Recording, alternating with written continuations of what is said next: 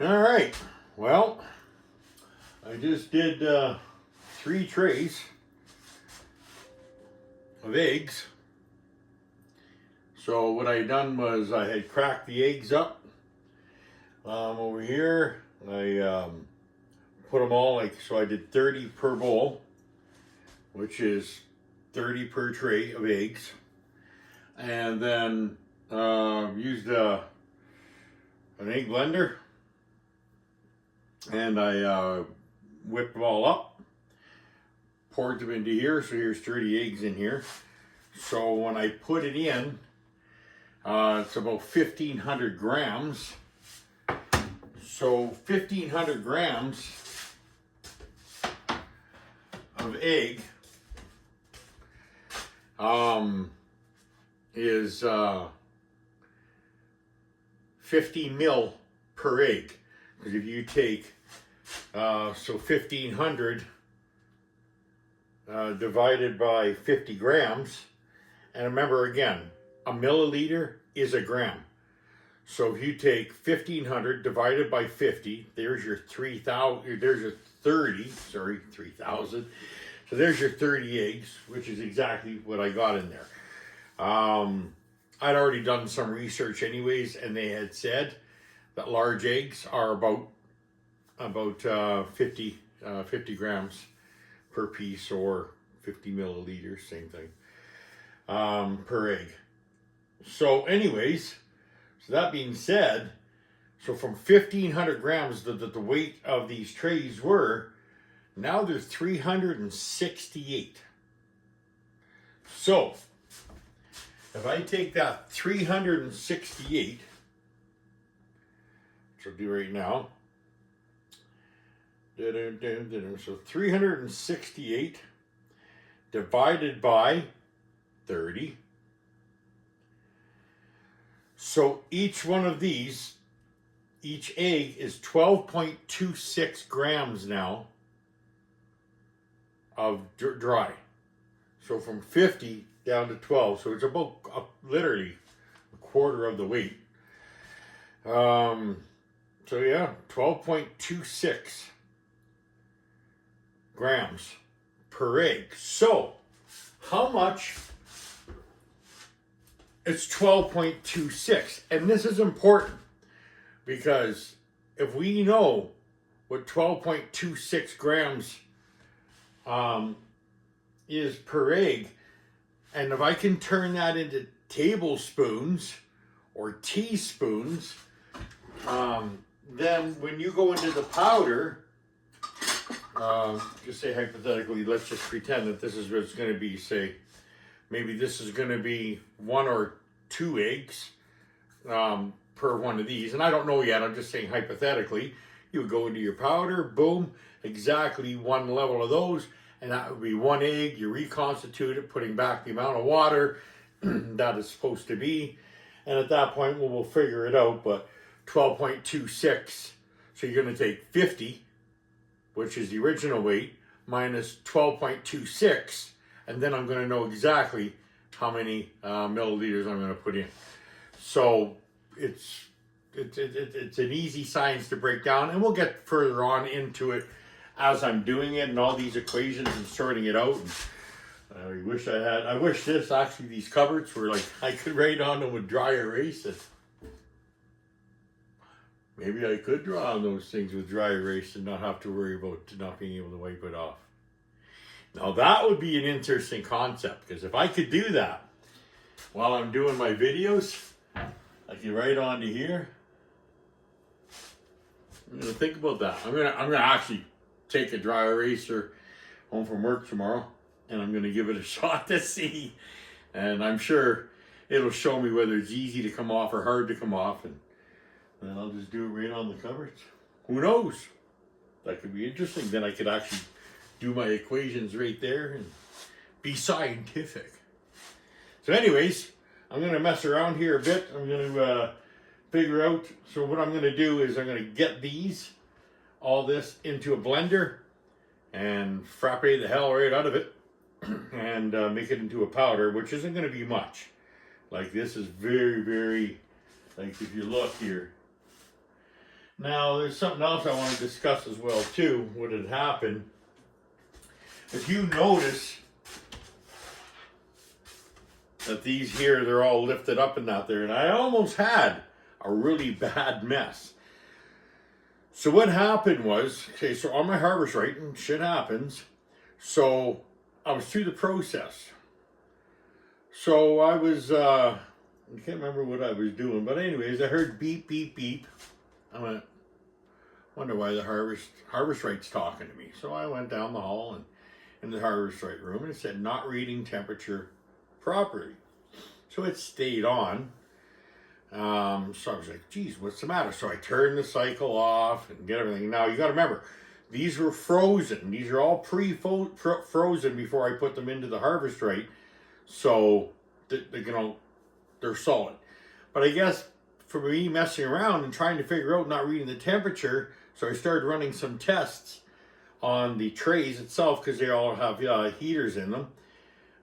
So I guess I had just slightly unthawed these, not to where they weren't frozen, but to where it wasn't solid to touch, but it was, I could indent my finger into the frozen part of the actual egg. So then I stuck it back in, so I ran a test with the vacuum, which brings it up to 500 millitorns. Anyways, so I had walked back out into the kitchen area here. I was doing some cleaning up or something like that, and I don't know, something spoke to me, said, you should go and take a look after about maybe 15 minutes. So I walked back into the room, and when I looked, I went, oh! Well, all these had really started to expand, like that one really, really bad, and so I was like, oh my God, look at this, and so here, I'll even use this one here. So you can see, they all started lifting up out of the tray. Well, the top of the other tray was right here. And in some sections, it just touched the bottom of the actual tray. I thought, oh no. So I turned the vacuum off right away. But what happened is, so all that vacuum, it turns this into an aeration, and it actually just started to expand it, and that's because of the vacuum itself, non-pressure. It's actually a harvest rate or any freeze dryer works on the same vacuum as what space is. So anyways, lots of vacuum, almost had a mess. If your freeze dryer ever shuts down on you and you do have liquids like that, like this in there, and it doesn't really matter, could be soups, could be clamato juice, could be eggs, could be juice, could be anything really, make sure that it is frozen before you have that vacuum on, before you actually start that cycle, because this is the mess. I've actually seen some YouTube videos where someone actually was trying to freeze dry marshmallows, and these marshmallows, oh my God, it was stuck all over in the front. It just expanded and filled the whole chamber right up with marshmallows. So that being said, I learned a valuable lesson. And so I guess I'm kind of letting you all know, if you don't have a freeze dryer already, if you ever run into where your product during the cycle time, if the harvest rate goes off, you have to play electrical engineer or whatever to start sorting it out. And FYI, I did obviously get it figured out and sorted out. But that being said, you gotta be careful. Vacuum has a lot of pressure. Well, non-pressure, but yeah.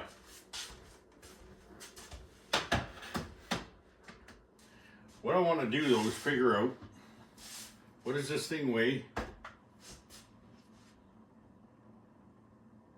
before anything. So it's 863 grams. I'll just tear it one more time. 863 grams. So, I'm going to write that down. 863 grams.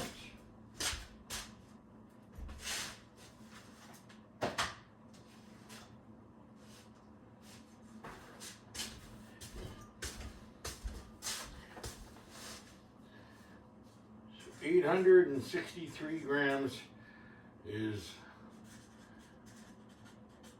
the blender jug. I don't know. Seems like a jug. Seems like a big mug. Would be a hell of a beer. It would be 56 ounces. So 7 cups. That's only down to here though. 7 cups. Wow. It's pretty wild.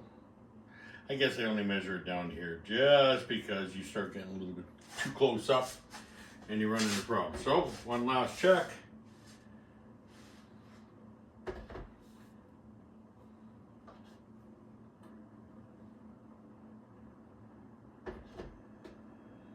$863 it is.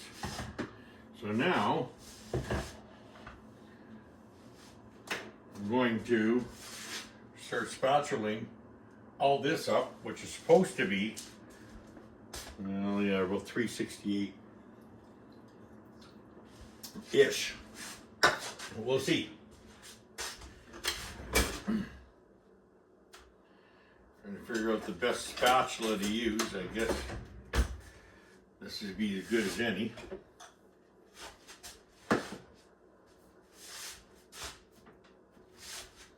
Maybe if I go to the side a bit so you can see what I'm doing. Oh, that comes up pretty good. All right. I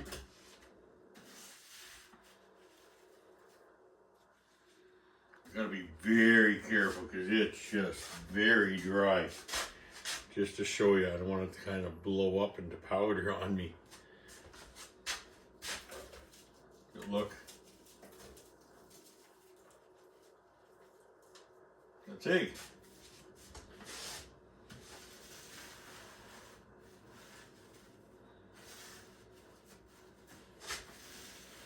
I'm really shocked of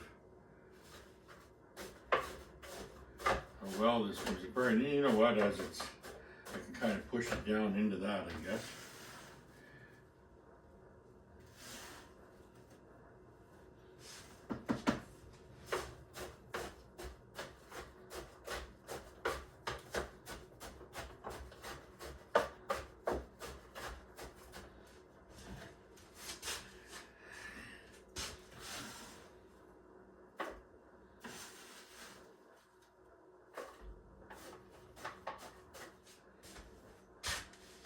I think I can bring down the level of it. It's because the surface area right now, because it's not in there, so I'm going to actually put it in here really quick. Just give it a quick, because I like to get one full tray into this if I could.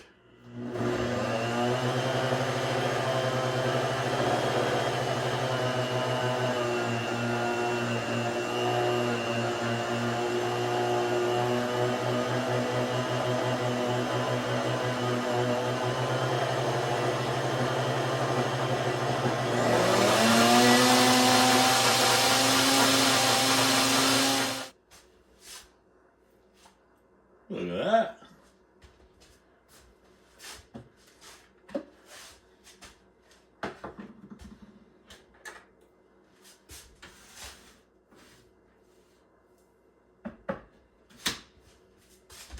All right, that's the whole tray,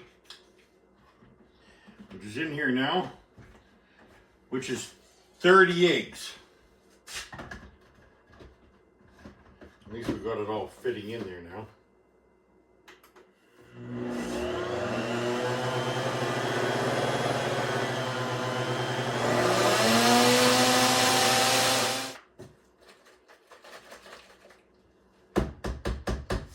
I'm just going to try to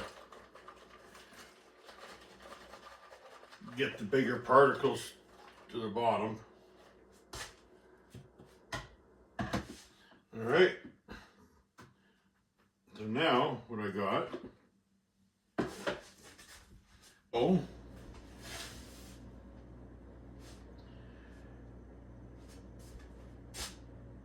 $12.14 minus 863, which was the weight of this here, is 351 grams. Divided by 30. So essentially it's 11.7 per egg. So let's just say 12 grams, like, you know what I mean, for the sake of better. So 12 grams, and that could be like I ended up dropping a couple little pieces here on the floor and everything else like that. So you know what? For 0.3 of a gram, it's not going to make no difference. So we're going to call these 12 grams. So this 11.7 grams.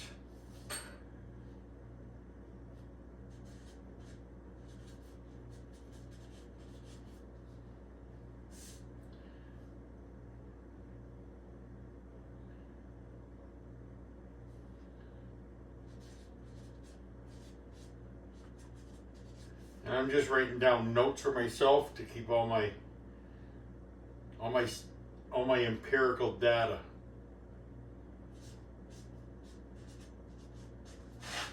So now, what does it take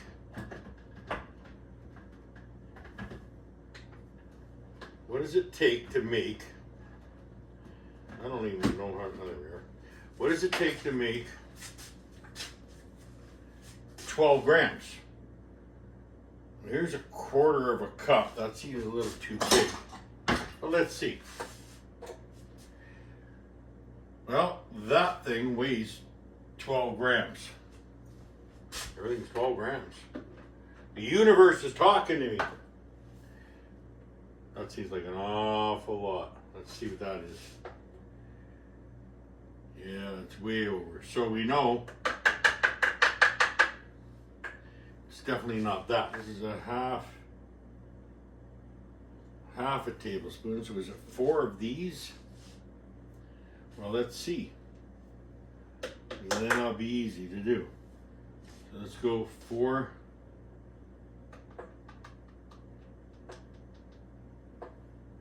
Here's 1.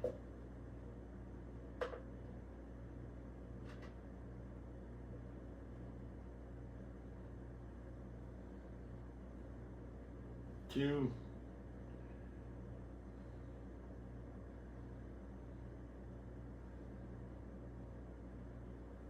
3.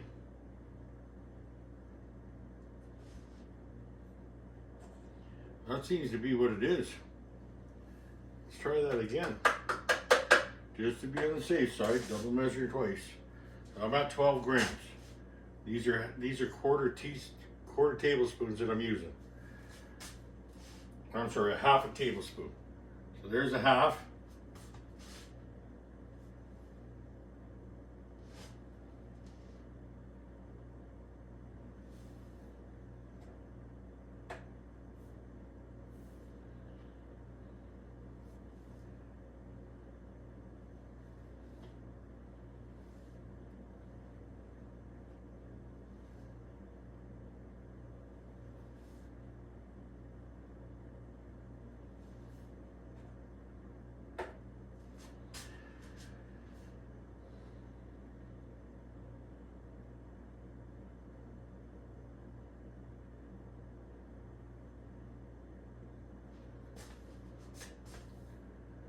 I don't know. I'm going to go for another half.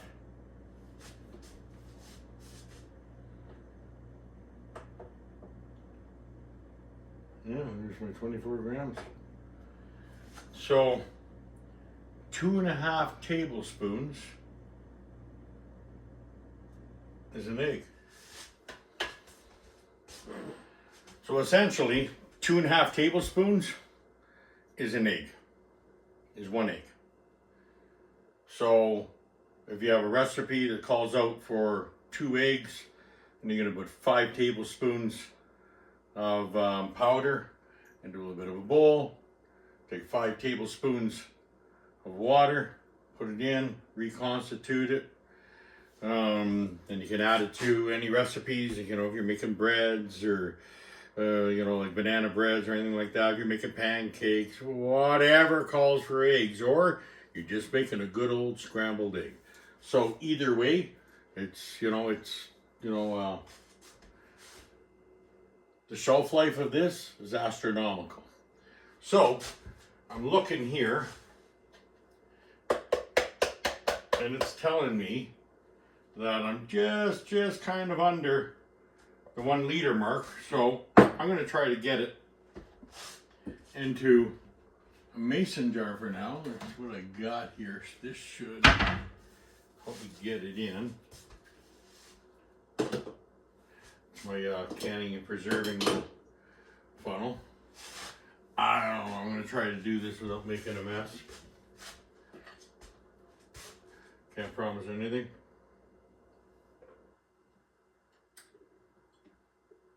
All right, that works.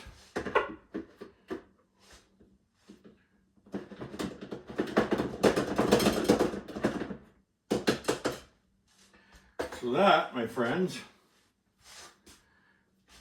is 30 eggs.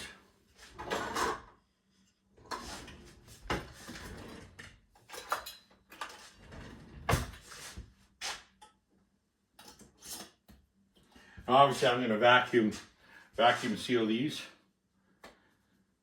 But for now, I think as it stands, right there, just like that.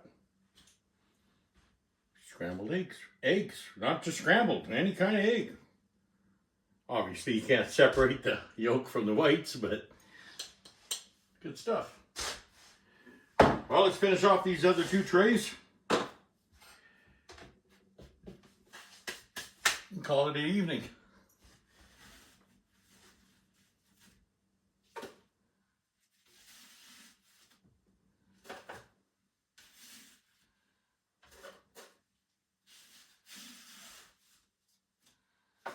And if anybody's wondering, this batch here is a lot darker.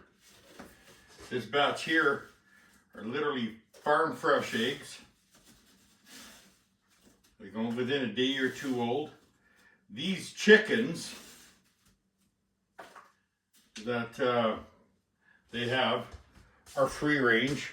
They eat bugs and everything else natural what chickens eat, opposed to just grains or whatever, which mostly we buy in the grocery stores, unless you have like a really good grocery store that you go to where it's actually, just because they say they're free range, it doesn't matter. It just means that the chickens have usually a larger coop outside that they run around, but they're still being fed. They're still being fed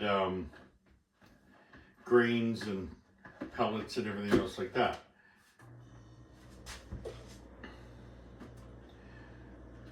A much healthier egg. Well, this is blending. I'm gonna go grab a Montpellier. I'm gonna show you the underneath of it here. So here's the top end of it. There's the underneath.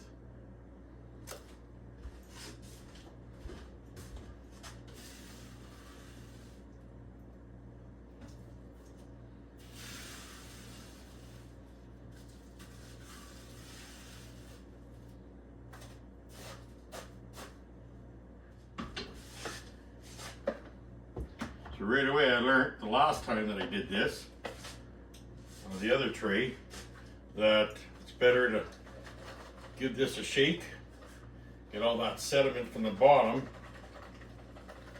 and just kind of just vibrate it back and forth, and then all the larger stuff comes to the top, which is now the bottom.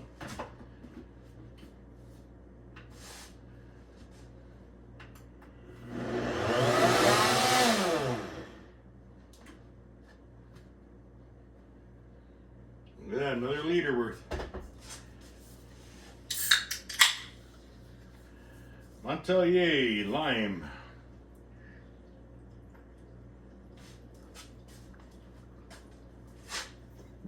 Oh, it's so good.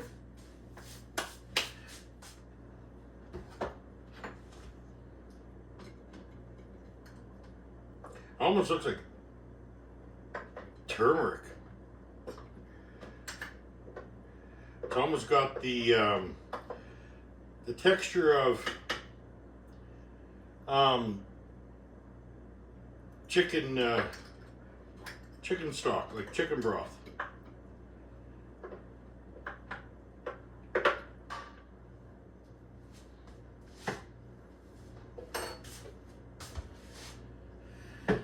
Look at the other tree as well. It's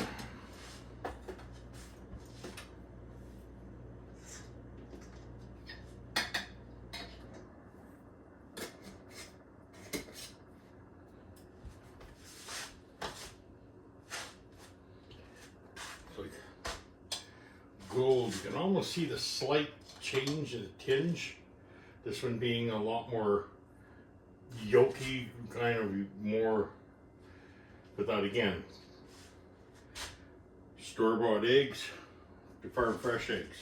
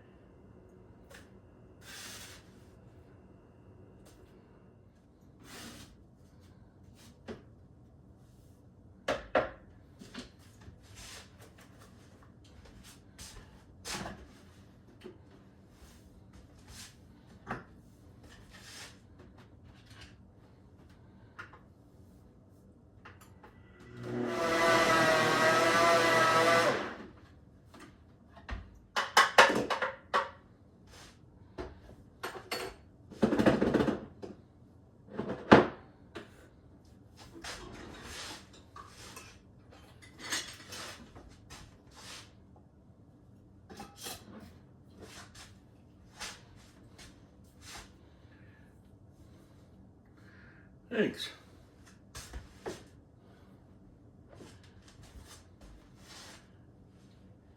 $90 eggs right here into the, I'll just throw them here for now. So they're in my shot. I'm gonna figure something out with this.